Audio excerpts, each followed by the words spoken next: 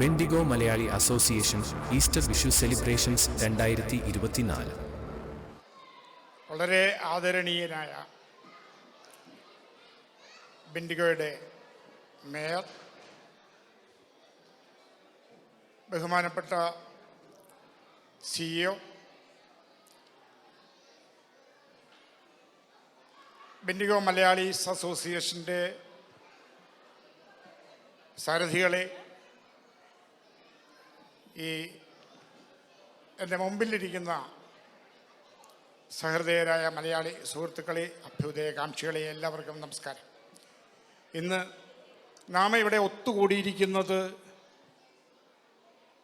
വളരെ സന്തോഷം നിറഞ്ഞ അനുഭൂതികളുടെ നിമിഷങ്ങൾ നാം ഓർത്തെടുക്കുകയും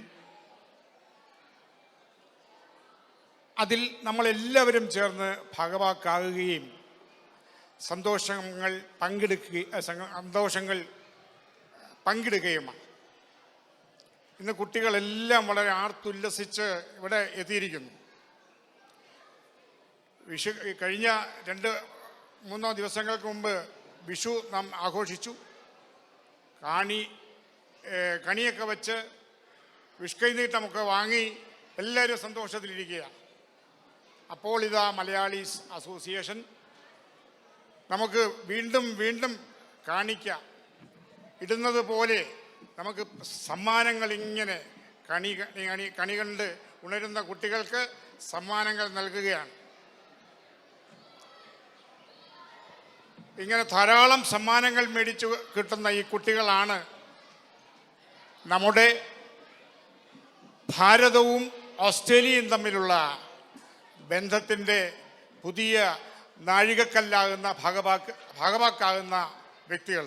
അങ്ങനെയുള്ളവരെ രൂപപ്പെടുത്തിയെടുക്കുവാൻ, സുഹൃത്ത് ബന്ധം വളർത്തുവാൻ, വ്യക്തികളും സമൂഹങ്ങളും തമ്മിലുള്ള സ്നേഹബന്ധം, സൗഹൃദം ഒക്കെ വളർത്തുവാൻ ഇത്തരത്തിലുള്ള കൂട്ടായ്മകൾ, ആഘോഷ പരിപാടികളെല്ലാം നമുക്ക് വേണ്ടത് തന്നെയാണ്.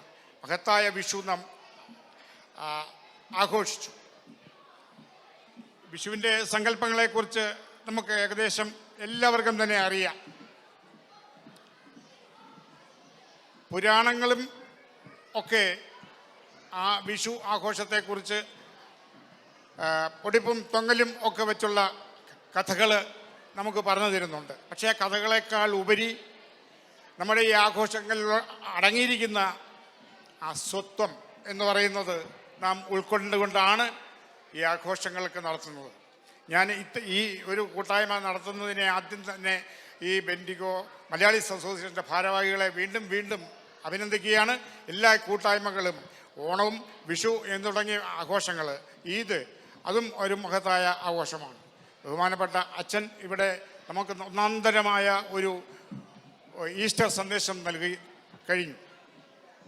എനിക്കും നിങ്ങളോട് വിഷുവിനെക്കുറിച്ച് കൂടുതലും നിങ്ങളോടൊന്നും പറയേണ്ട ആവശ്യമില്ല എങ്കിലും തന്നെയും ആ മഹത്തായ നമ്മുടെ സാംസ്കാരിക പൈതൃകം, അത് നമ്മൾ ഓസ്ട്രേലിയയിലായിരുന്നാൽ പോലും ആ സംസ്കാരം കാത്തു സൂക്ഷിക്കുവാനും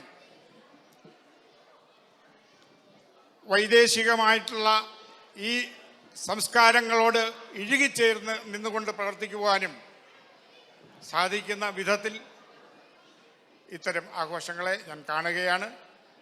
എല്ലാവിധ വിഷു ആശംസകളും ഞാൻ നേരുന്നു. ഞാൻ ഒരു കാര്യം പറയാൻ ആഗ്രഹിക്കുന്നു. ഈ വിഷു എന്ന മഹത്തായ ആ സങ്കല്പം നമ്മളുടെ എക്കാലവും കൊന്നപ്പൂ പൊന്നും ഒക്കെ കണി കണ്ടുണരുന്ന, ഉണ്ണിക്കണ്ണനെ കണി കണ്ടുണരുന്ന ആ പ്രഭാതം നമുക്ക് നൽകുന്ന ഉന്മേഷവും ഉത്തേജനവും സന്തോഷവും ഒക്കെ ജീവിതത്തിൽ ഉടനീളം നമുക്ക് ശക്തി പകരുവാൻ ഇടയാകുന്ന വിധത്തിൽ നമ്മളുടെ മനസ്സിൽ നിന്നും കാത്തു സൂക്ഷിക്കുക. വൈലോപ്പള്ളിയുടെ ഒരു കവിത ഞാൻ ഓർക്കുകയാണ്. വിഷുക്കണി എന്ന് പറയുന്ന ഒരു കവിത. ആ കവിതയ്ക്കകത്ത് അച്ഛൻ്റെ മടിയിലിരുന്ന മണിക്കൂട്ടനോട് സംസാരിക്കുന്ന ഒരു ഭാഷയുണ്ട്. നിങ്ങൾ ഏത് സ്ഥലത്തിരുന്നാലും, ഏത് യന്ത്രവൽകൃതമായ ഭൂമിയിൽ എവിടെ താമസിച്ചിരുന്നാലും നിങ്ങൾ ഓർക്കുക, കൊന്നപ്പൂ, കണിക്കൊന്ന ഇതൊക്കെ നമ്മുടെ മനസ്സിൽ മായാതെ സൂക്ഷിക്കുക. അതാകട്ടെ, ആ കണിക്കൊന്നയാകട്ടെ നിങ്ങളുടെ മനസ്സിലെ പുതിയ ജീവിത പന്ഥാവിലേക്കുള്ള ഒരു ഉത്തേജനം എന്ന് ഞാൻ ആശംസിക്കുന്നു. ഒരിക്കൽ കൂടി എല്ലാവർക്കും എനിക്ക് ഇതിന് നിങ്ങളോട് സംസാരിക്കുവാൻ എനിക്ക് അവസരം തന്ന ഇതിൻ്റെ ഭാരവാഹികളോടും എന്നെ കേട്ടിരുന്ന നിങ്ങളോടും നന്ദിയും നമസ്കാരവും അറിയിച്ചുകൊണ്ട് ഞാൻ നിർത്തുന്നു. നന്ദി, നമസ്കാരം, ജയ് ഹിന്ദ്.